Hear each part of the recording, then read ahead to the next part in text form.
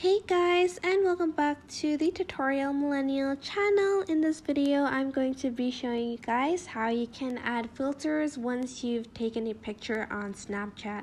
It is super simple. It is basically like adding filters to a story. So let's just press the picture button and take a picture of my hair tie.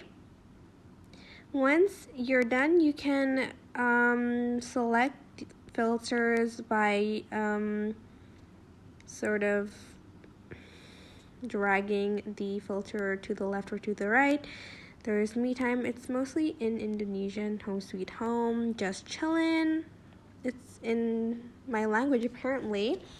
But once you're done, you can just either save it or share it to your Snapchat story.